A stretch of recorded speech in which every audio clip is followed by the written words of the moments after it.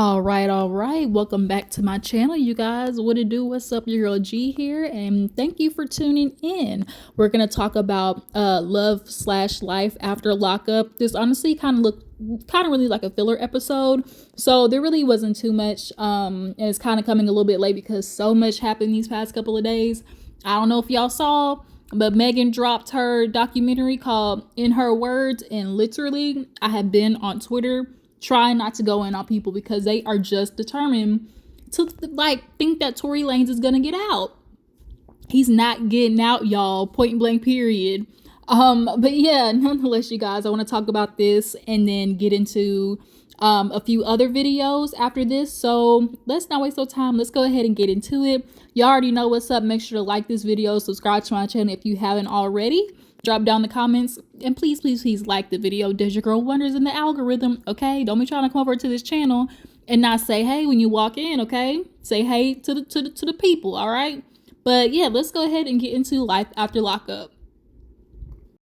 All right, y'all. So we're going to start with Kim and Joey because honestly, not too much happened with them. Y'all know Kim is out right now doing wedding dress shopping, and she revealed to her cousin, the cousin that also hooked up with Joey, the one, the same cousin that Kim cheated on Joey with, the same cousin that she's now talking to for advice about the man that she low-key stole from her and is kind of rubbing in her face. Yeah, that cousin. So she tells that cousin, hey, I'm still technically married. And so the cousin's like, wait a minute, how's that supposed to work? How do you plan on getting married when you aren't even officially divorced yet? And Kim's like, I know I gotta tell Joey because here we are planning for something that we can't even do yet. And the cousin asking the same question as us, which is, why aren't you divorced yet? Like, what's going on? Then, she also tells her about the DNA test that they're gonna have to do with Joey and the son Kason, because the same time Joey and Kim were messing around was the same time that she was messing around with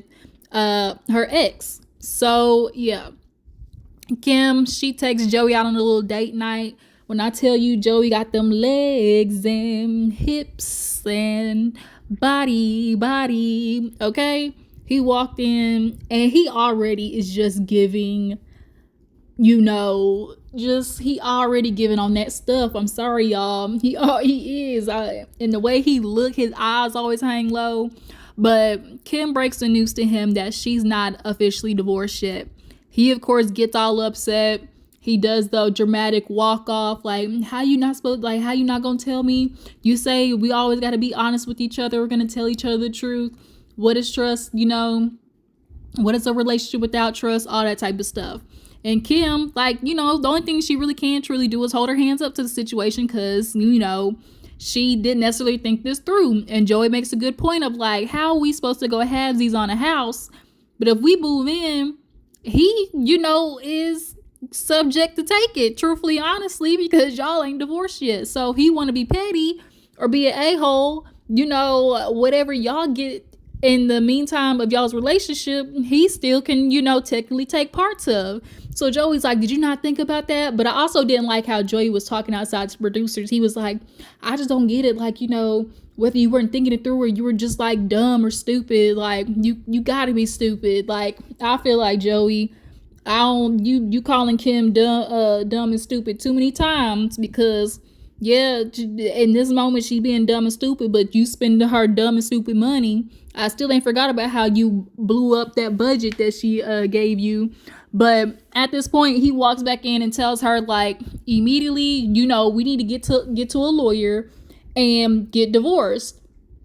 I truly, honestly don't know what's taking Kim so long. It could be financially. It also could be, she's dragging it out. Who knows? Because she says her and her ex are amicable. So it doesn't really make any sense. But we'll see how it goes, going forward. Because, Joey's always looking for any reason to get up and walk out and leave and drive off in the car that ain't his car. Okay, so we'll see what happens with Kim and if she'll be able to officially get divorced. And also with Joey finding out whether, he's the baby or not. Okay, next couple. All right, y'all. So Bianca and Daniel. Y'all already know Bianca. I can't deal with that child. I can't deal with her She needs to be put in timeout. But Bianca and Daniel are kind of trying to reach this middle ground area of feeling like they're communicating well. So Daniel, he comes back from talking to his cousin, because y'all know Bianca got drunk with the cousin at the bar and started spilling all the beans. Now, I ain't even gonna lie to you. Bianca is giving petty, rebellious revenge type. She's the type that you gotta watch when she get drunk with your cousin, because she's the one that would hook up with them to spite you. She likes the flirty, like she likes that, and you could tell the cousin low key. I mean, I ain't gonna say nothing, but I'm just saying the cousin looked like he wouldn't say no. But nonetheless, Daniel, he comes back and was like, hey, did you say anything to him about, having a drinking problem? She was like, no. She was like, I like to drink, but I don't need to like drink like every day. That's her thing. She feels like because she don't drink every day that she ain't got no problem. And then he was like, so well, did you tell him about like our like sex life, basically? Like, because why is he telling me like, oh, Daniel doesn't do enough foreplay, like it's just like it's not good and stuff like that. And so Bianca, I really feel like is just not grasping the concept of time. You're with a man who's been locked up with nothing but men, and then before he got locked up wasn't having any intercourse.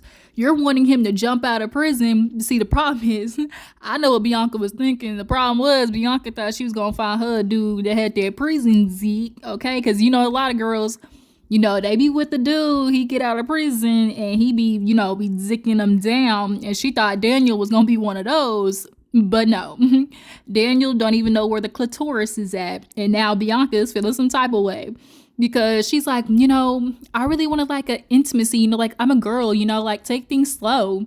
And Daniel's like, I get it. Like I've kind of been, more carnal, more super hyper masculine, and, I'll work on that. But he needs her to work on feeling like, well, I want you to do things for me, because she does have this kind of like mindset where like he's supposed to just get up and do something because she asked for it, especially since she's paid for everything. It's like a get up and do it for me, because that's what you do in a relationship. And I'm glad Daniel put his foot down, like, okay, yeah, you do stuff for your partner, but you don't do everything for your partner. Like, that's not healthy. And she was like, no, because like, well, your cousin's married and he does it for his wife. And he's like, being married is like totally different. And so she's like, see, well, and you don't even want to marry me. It's just like, there is never going to be non-drama with them, because Bianca's expectations are not realistic. They're just not. But they kind of get to a middle ground and decide to go out on a walk. They want to just do something nice, cutesy, whatever. So Daniel's nervous because he's like, Bianca, I know she wants this ring and I did buy the ring, but I just feel like it's not time. Like, we're not ready. But he ends up bringing the ring with him on the walk. But as they go on the walk, he was like, before he left, he was like, I'm just going to bring you with me just in case, just to see, how I feel in the moment.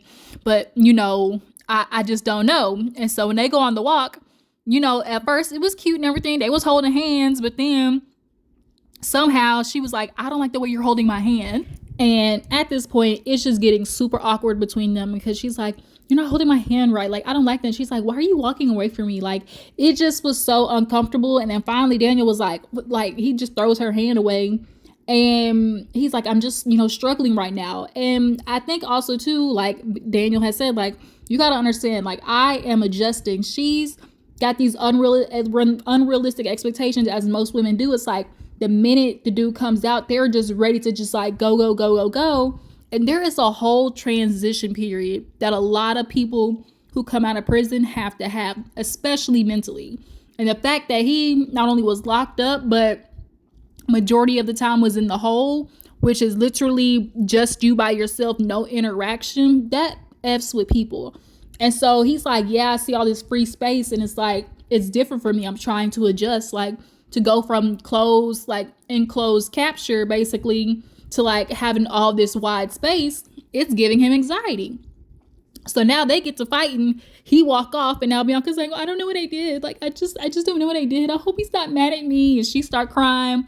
I was like, I don't give a damn. But also, part of me too feels like Daniel low key kind of like picked a fight with her because he wasn't trying to get on one knee, because he is not trying to propose to Bianca. I'm telling y'all, he don't want to do it because he's at least smart enough to know that they not ready. Like, they're just not ready. But he walks off, and he's just kind of like, this is so much for me. I never really like figured I would be in this position where like I just can't even go on a walk with my own girlfriend. And now Bianca surprisingly was like, I'm realizing that maybe this is going to be a lot harder than I thought. How he's adjusting, I really should have just thought about that. It's not just going to be easy. Like, there's gonna be a lot of things like I'm gonna have to work through with him, and I just never really thought about it like that. And it's like, every girl always has like the fairy tale part of the relationship in their head, but the reality of how hard it's going to be, especially to be with an inmate, and you're paying for everything financially with this man, and the expectation that you have, it ain't gonna work. But she goes over there, finds him, and she apologizes, and they basically just kind of like make up. And she's like, I wasn't really thinking about how hard this was for you. So, my bad. And he was like, yeah, I didn't mean to take it out on you. It's just, it's just like a lot. So he decides not to propose. She of course wasn't aware, but at this point they, walk on off back home. But y'all tell me what y'all think. Do y'all feel like Daniel kind of low key picked that fight on purpose so he didn't have to get down on one knee? Because I kind of low key feel like that. And do you think that Bianca, will be able to, ease up on drinking for the sake of her relationship with Daniel? But let's go ahead and move on to the next couple. So Zuri and Troy, they honestly didn't kind of have a lot going on this episode. We find out that unfortunately Zuri's parents' house, y'all, went up in flames, set ablaze, baby.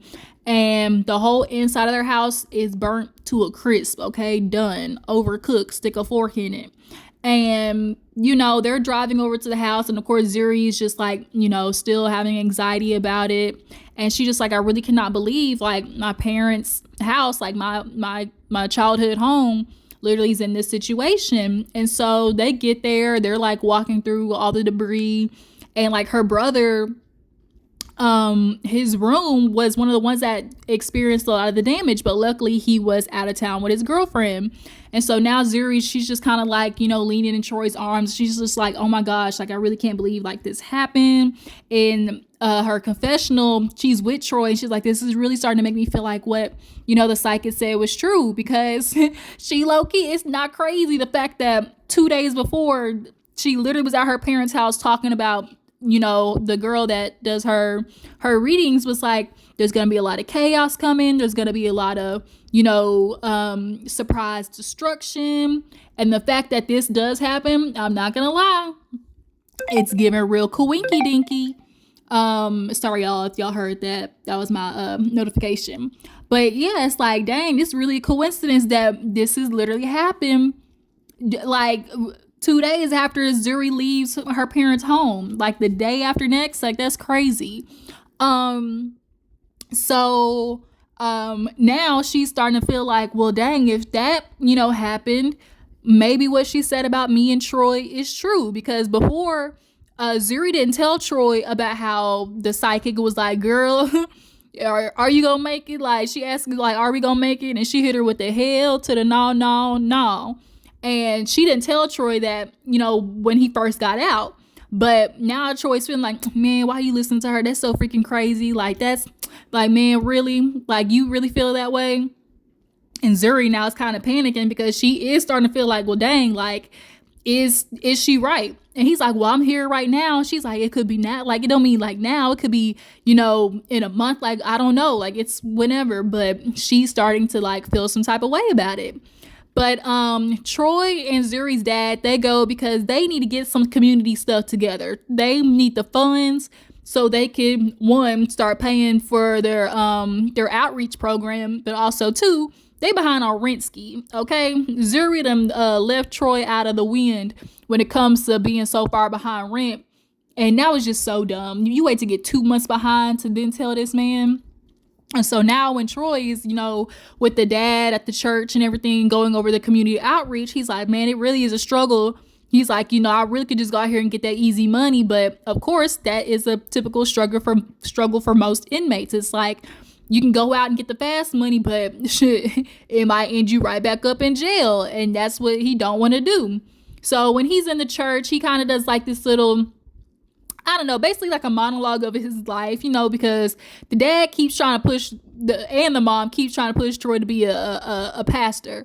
He don't need to be a pastor or preacher. Nonetheless, he really is giving more mentor teas, and he starts kind of speaking about his dad. His dad passed away from like kidney failure, and Troy kind of feels, a little bit responsible for it because he was always stressing his dad out going in and out of jail.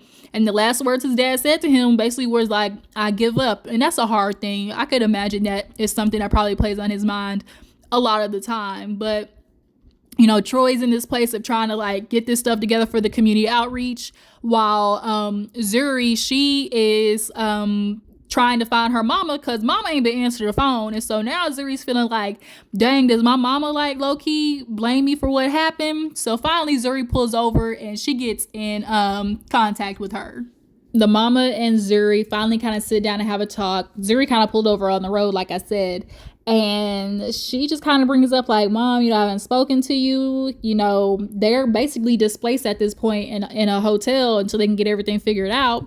But Zuri's like, Mom, I don't want you to feel any type of way about, me doing the psychic situation. I don't want you to take it personal. Like, I know the way y'all raised me. But the mama still feel like, girl, that's that devil. Like, that's that devil. What's that water boy? That boy is the devil. That girl is the devil. And that's basically how, Zuri's parents see it. So I'm sure there's a little bit of the mama that's feeling like, girl, you brought the devil up in this house, but she's not going to put that on Zuri, just so blatantly out there like that. Just because of, probably wanting to protect her. But also, too, Zuri invited her over and was like, you're going to come tomorrow? And the mama just blatant was like, okay. And I was like, dang, mama was dry. But we end up finding out information about Zuri this episode. She actually is adopted, y'all. Her parents adopted her super duper young. Her mom basically gave her up. And Zuri now is in the process, just talking about her wedding and stuff. And so she mentions, her dad walking her down the aisle. And the mom was like, oh, like, that's cool. But what about your other one? She was like, well, dang, I want that my dad, like, to marry me off. So she's basically going to have her, adoptee dad basically be the one to marry her, but then have her biological father walk her down the aisle. Because at first mama was like, well, as long as your dad is right on the other side of her or on the other side of you, because obviously that's the man that raised you. But her bio dad actually didn't know about her at all until I think she reached out to him, if I'm not mistaken.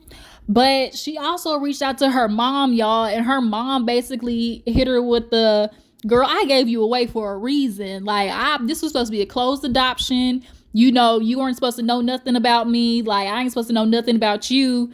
And I'm sure, like, obviously that hurt Zuri's feelings. And, it does, especially being a kid that's adopted and you look different from people in the household. And, she was super light skinned, and that's something that she faced, obviously in childhood, because she's like, I see everybody around me and they're, more darker complected, and here I am light skinned. You could tell Zuri has a lot of insecurity issues. And then obviously being light skinned in inner city school like that, I've experienced it where you're the light skinned girl, people pick on you, and so, yeah, Zuri, she just was kind of crying and everything. And it's just like, girl, you need more than Jesus. You need to go sit on somebody's couch, okay?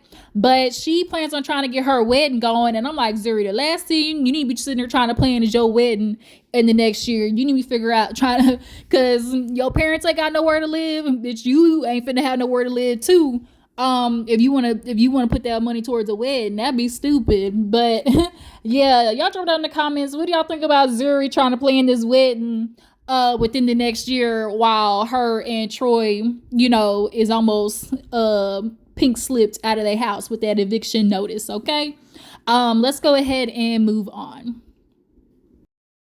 Now, before I get into Melissa and Louie, I'm sorry, y'all. I'm just gonna say it.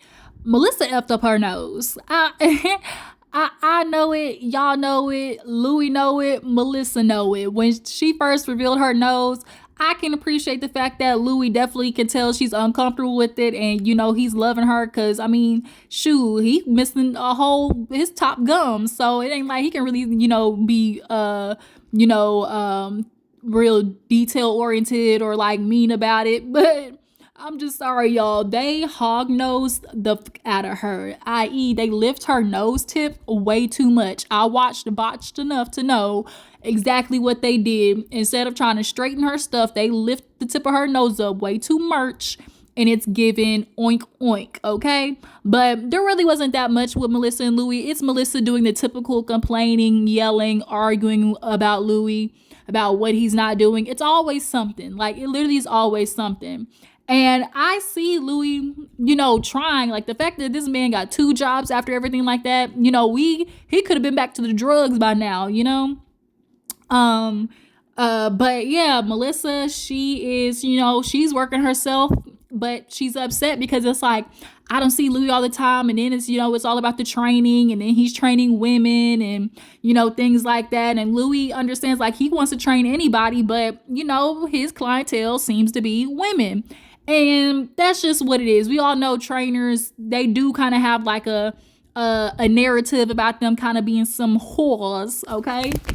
Sorry, y'all, my phone fell. But yeah, Melissa's just worried. Plus, her exes, she got a history of all of them doing her dirty. So, at this time that she's complaining about Louie at her job with her friend, because the friend, she follow both of them, and she's like, you see what Louie just posted, and it's him training that lady doing like the rope exercises. Louie wasn't doing nothing that was just all that crazy. Like, when you are training somebody, a part of that is getting into their personal space, and a lot of times, like Louie said, it can be equated to doing the do, because you're working out. It's testosterone, estrogen, all that type of stuff that's getting activated. And so now Melissa's like, I don't even want to go on this date, like he planned a date for today and I'm feeling some type of way about it. And I'm like, girl, Melissa, you really finna ruin it. So Louie, he gets off of work, he's with his friend, he's putting marry me in the sand and everything. And Melissa show up late, she looked nice. Shoot, Louie looks real good, real put together.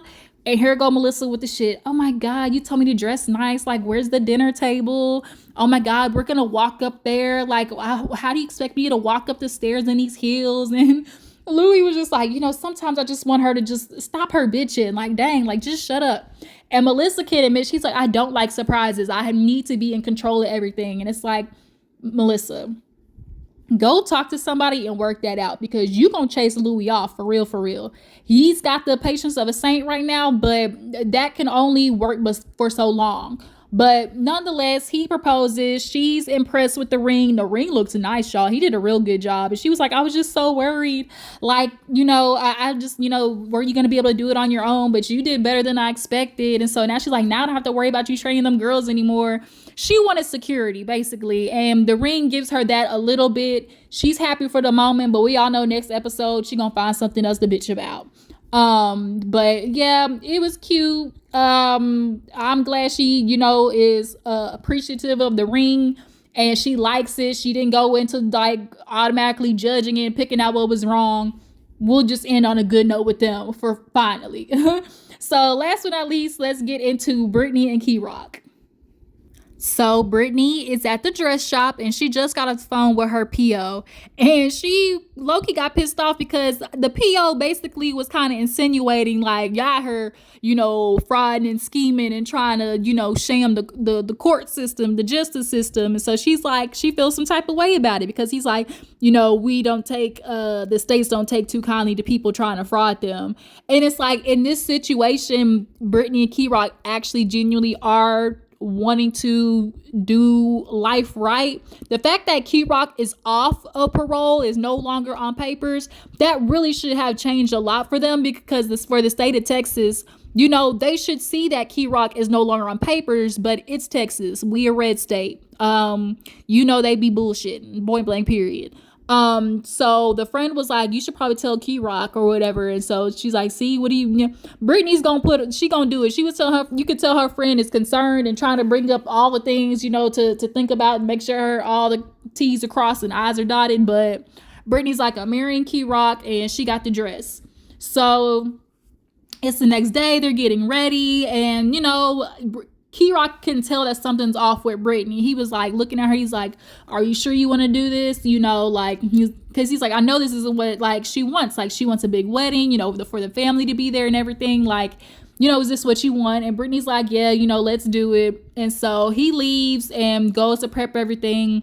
Her friend comes over and is helping her with her hair and everything, and Britney is just stressing. She's just kind of like, do I do it? Do I not do it? I want my family here, but, we'll never make it to Texas. Like, I want Key Rock to leave so he can make money, but also I don't want him to leave. She is just basically in a head case moment right now.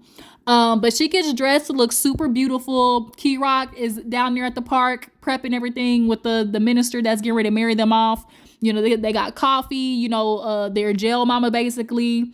And by the time Britney gets down there and the dude is like, take a deep breath, take this moment in. And literally Britney was like, skirt, hey, Key Rock, I need to pull you to the side. Let's talk for a minute. And Key Rock is kind of like, oh, like, all right now. And so that's kind of where the episode ended, literally, with her like, I need to tell you something, which we're going to assume that she's about to tell Key Rock about what the PO said.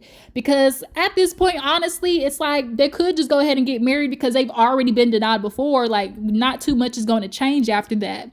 Because it's like, what's like, literally nothing's going to change. So y'all drop down in the comments to tell me, do y'all believe Britney and Key Rock should get married? And that's really it, you guys. Make sure to tune in and like my video.